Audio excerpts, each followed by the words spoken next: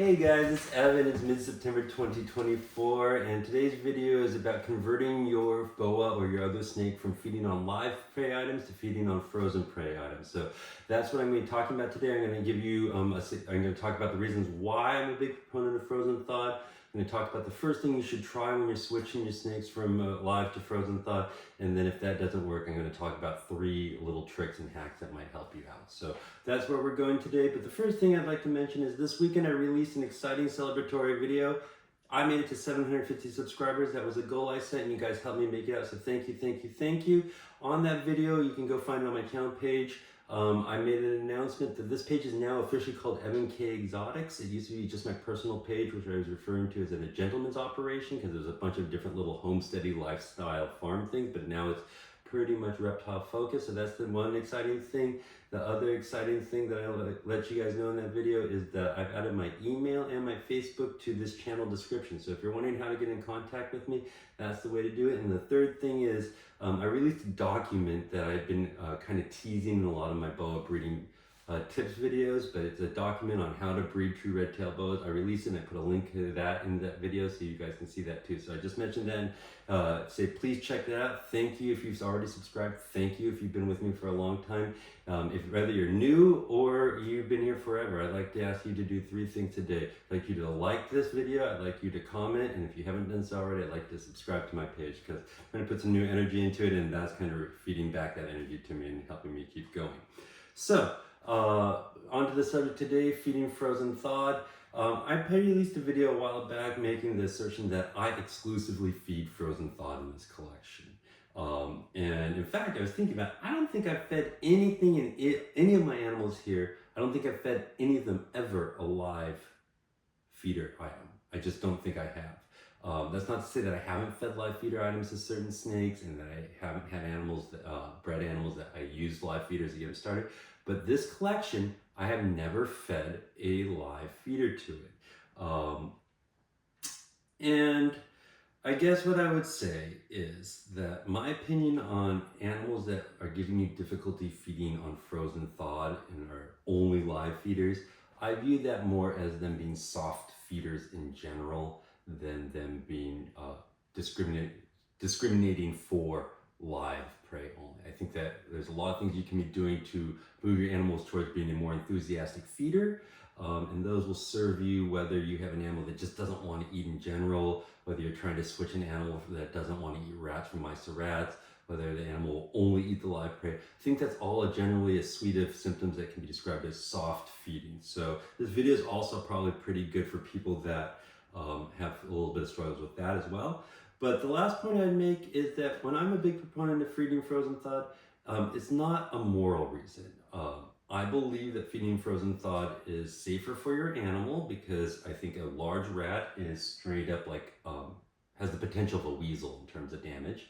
I think that is better for your feeder item because I think it's less stressful and less fearful, and I think it's way more practical for me as a keeper. I couldn't keep the number of animals that I do online because I couldn't get the numbers and variety of sizes. I feed everything from an extra small Spinky to a 2-pound rabbit today. Can't get those all at once locally. So frozen thawed is really the way to go. I think you should be trying to move all your animals to frozen thawed. And the last thing I'm going to say, this kind of, there are 2 things in the live feeding camp that bother me. And you know, I told you I won't judge you harshly for live feeding, but I'm just going to knock these 2 things that I've seen happen. And I just don't agree with them at all. The one thing is people are like, it's natural to eat live.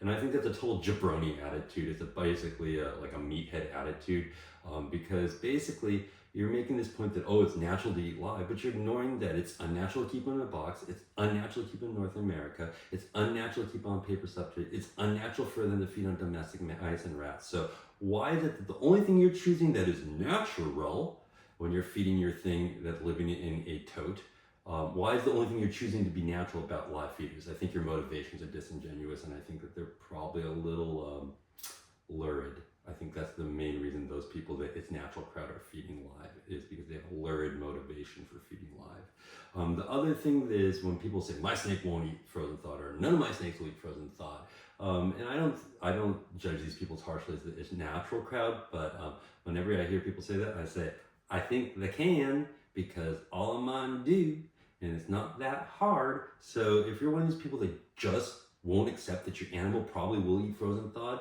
I think you're just not trying.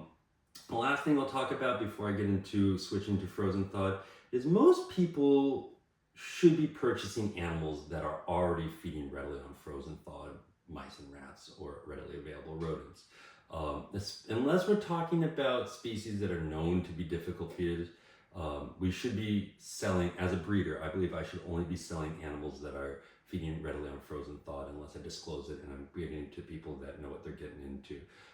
But whenever we're talking about any of the mainstay species in the hobbies, boas, pythons, corn snakes, colubrids, all the things that are really common and readily go on a frozen thawed, they should be sold as feeding on a frozen thawed. So if you are somebody that just purchased your boa and you're here looking at it, hopefully the heavy lifting has been done for you already.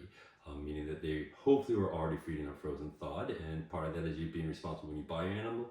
But I also acknowledge that under my care or under the breeder's care, it's very different than under your care and your situation. And so I might be able to get this snake to feed and get through 5 or 10 feeds on frozen thawed and enthusiastically feeding for me, and you might get set back a little bit. So that's hopefully where you guys are if you're coming to this video trying to switch onto frozen thawed. Is hopefully, unless you're a breeder, these techniques will work if you're breeding too, but unless you're a breeder, hopefully where you are is your animal took a few steps back from its enthusiastic frozen thawed feeding just because of the change when it came to your house. And so I guess the first thing I would tell you is the way to switch an animal to frozen thawed that's feeding on live or has never had frozen thawed, it's the same way as it would be to switch them from mice to rats, frozen thawed mice to frozen thawed rats, or anything else. And that's just try to feed the dang animal.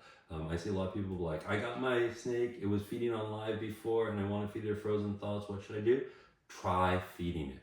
And by that I mean, extend your feeding interval a little bit to make it a little extra hungry, make it a little extra enthusiastic. When you're trying to get snakes to feed, it's good to have a little like hunger desperation in them if they're a little bit soft. It just helps things go. So stretch out your interval a little bit. So if you're at a 10-day feeding, maybe go to 15 to 20 days so they're good and hungry. And then focus on giving a good, honest, solid presentation try on feeding your animal. And by that I would mean fully warm your animal and make sure it's dry. Some people feed wet rodents. I always find that wet rodents, they don't have quite as good a response to. So I would say warm your rodent up to about 90 to 100. And the best way I know to do that is to seal it up in a Ziploc bag, squish all the air out of it, make sure it's good and sealed, put it inside a mason jar, fill it up with the hottest tap water you can, completely full, and then cap it. And what the cap does is it prevents the feeder from floating around. It's completely encased in water, and you can thaw it that way and bring it up to body temperature. So get a nice warm rodent. Wait until the evening time or night, especially a really good time to wait would be if you see that snake cruising around, and then take a good pair of feeding tongs that are long enough and secure enough that's going to give you confidence in doing that. Pick your feeder item by the hips. This is about the size of the rabbits I'm feeding these bows back there. I don't know if you saw them eat while I'm talking, and just open the cage when they're at night and offer a good solid presentation in front of them. And hopefully they take it. A lot of them will take it. A lot of them, especially if you play around and do some jiggling and things, there's a lot of nuance to presenting a frozen thawed feeder that it's hard to teach, and something that just happens over time, repetitions. One of the big things that I realized when I started keeping snakes is that they're real subtle animals, and they're I think there's a reputation. They're just indiscriminate feeders. They'll just bite you out of nowhere. But there's a long list of things and check marks that have to go right for them to feed. I actually would think about making a video about prey selection. It's something I think about a lot. But just give them that nice, honest try. Spend 5 minutes trying to do it. Unless they're actively running away from you, if they're showing any interest, don't walk away. They might eat it. So that would just what I tell you. The first thing to do is to give them a good, honest try. And hopefully they eat it.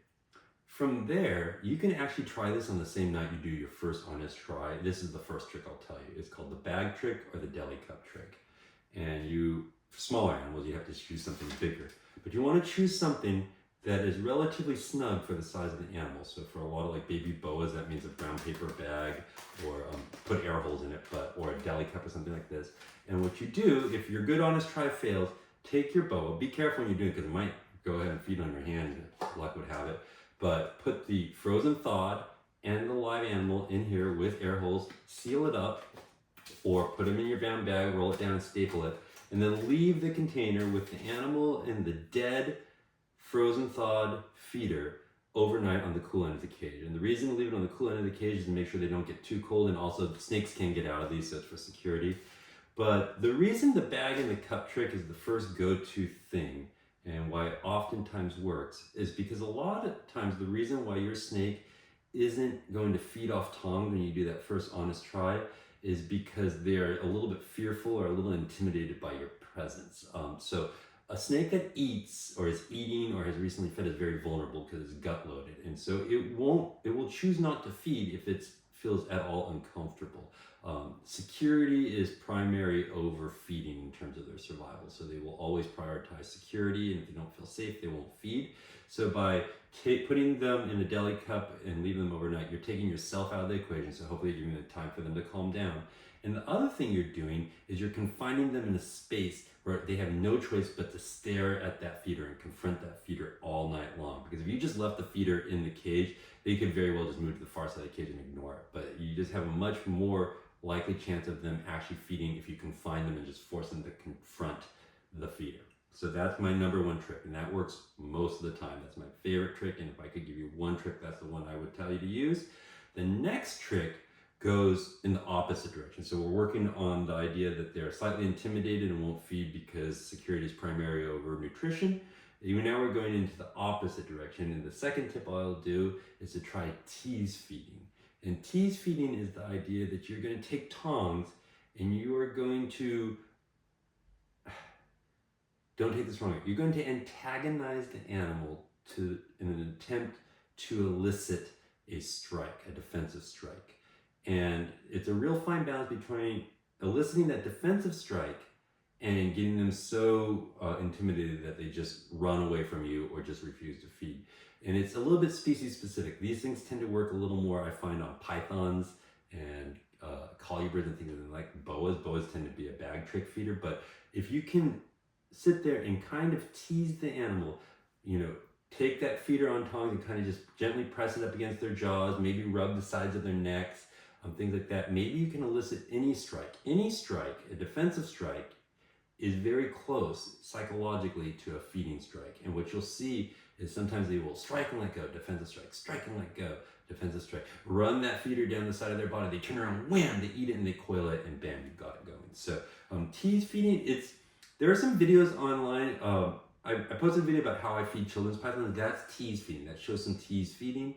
Jason Hood, I know, posted a video about tease feeding. There's probably other tease feeding videos, but tease feeding is a technique that works especially well with snakes that tend to be defensively nippy.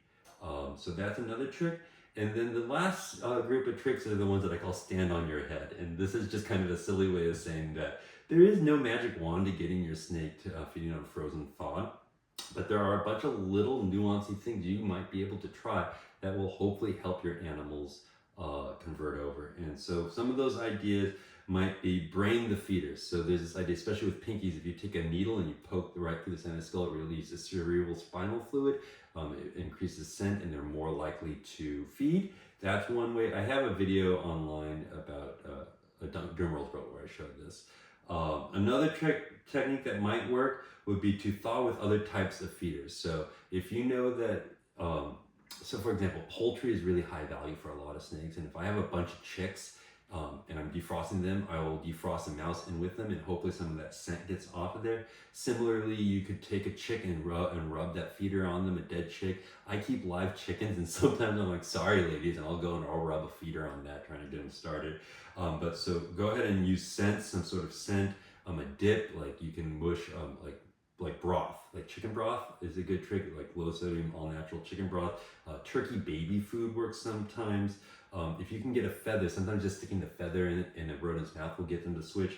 Again, these are things where you're doing two things. You're choosing something that's a little higher value and just trying to create that enthusiasm. But remember that when I also made the point that things that won't feed on frozen thaws are generally soft feeders in general, it's kind of that same idea. So with rodents, if you had something that was only eating quail, one way to get them to switch would be to use broth or dips or put a feather in their mouth. And the last idea I have for you is to do something called train feeding, and that's where if maybe your snake won't eat a frozen thawed mouse, so what you might want to do is offer a live small mouse.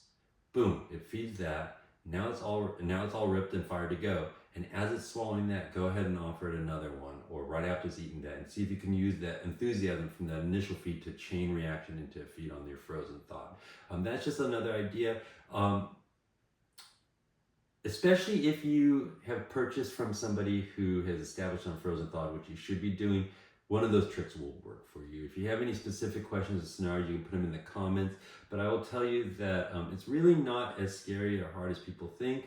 And I say just give it a go, and persistence over time, practice over time will really get you to the point where you can get these guys feeding on frozen thawed, no problem. So thank you guys so much. I really appreciate you guys. Please like and subscribe, and I really appreciate it again. Just thank you. I've gotten some new energy about this, and I hope that it's showing through in the quality of my content and how prolific it is, because I'm trying to up my game in all ways, both my frequency, the quality of the content, and just the general technological way I'm doing it. I'm hoping it's all looking better for you. So thanks so much. Take care. Have a great day. Bye-bye. Woo.